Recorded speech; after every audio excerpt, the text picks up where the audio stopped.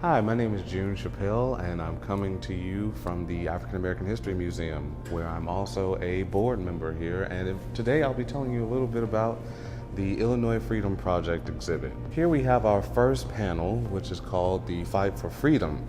Every 4th of July in the city of Kaskaskia since the year 1778, the residents of the city have rung the Liberty Bell of the West. And this is to commemorate liberation in the territory that would soon become the state of Illinois. As you can see from looking at the panel, the fight for freedom in the state of Illinois, which was supposed to be a free state, but of course we know now that it was not necessarily so. The fight for freedom would go from 1719, from the inception of slavery in the state of Illinois, until 1865. Though Illinois was known as a free state due to quasi-legal slavery, around the year 1820 there was a law put into place that would allow white residents in the state of Illinois to hold enslaved people in bondage in one form or another, one of those forms being indentured servitude, until the year of 1865.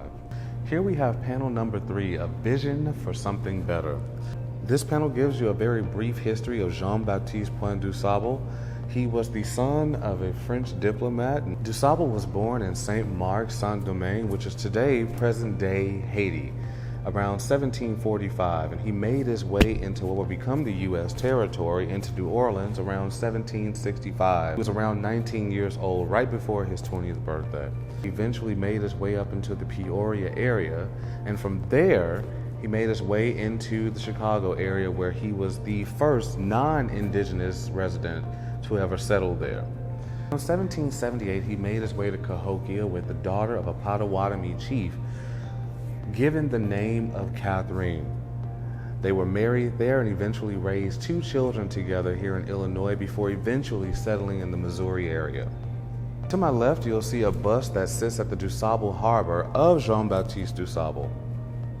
Here we have panel number 4, Votes Count. One early migrant to the state of Illinois was Edward Coles. He was born into a very large Virginia slave-holding family, but after his father passed away and bequeathed all of his property, including the African-American people that he owned, to his son, around 1819, while on his way into the state of Illinois, he set the enslaved people that he owned free and helped get them a jump start at life. He eventually settled in this area that would eventually be named for him, Edwardsville. Around 1822, he was voted governor of Illinois, and while a politician in the state of Illinois, he also worked alongside the likes of Shadrach Bond and the first lieutenant governor, Pierre Menard. Here we have the panel Stand Against Intimidation. Though chattel slavery was now over by the early 1900s, a lot of African Americans were still under the restraints of racism and the violences that came with it. Around 1908, in the city of Springfield, American residents of the city found themselves under fire by the white residents of the area.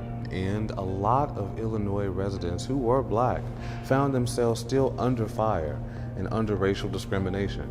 And a few found themselves in a position to speak out on this discrimination and the violences that came with it. One person in particular would be Ida B. Wells, an activist, a sociologist, and feminist in her own right. Around 1908, African American residents of Springfield, Illinois specifically found themselves under fire when a lie was told by Mabel Trees Hallam, who at the time was having an affair, and when it was found out, she lied and said that she had actually been assaulted by a black man in town. The man that she blamed was a local resident and construction worker by the name of George Richardson.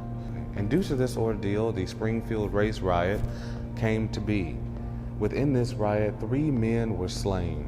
One by the name of Scott Burton, a local barber, another by the name of William Donegan, who was a local business owner, property owner, and former abolitionist, and another, a young man by the name of Joe James, who was an 18-year-old who had been sent to the Springfield area by his mother at the age of 18 years old. Once again, my name is June, and this is the Illinois Freedom Project exhibit.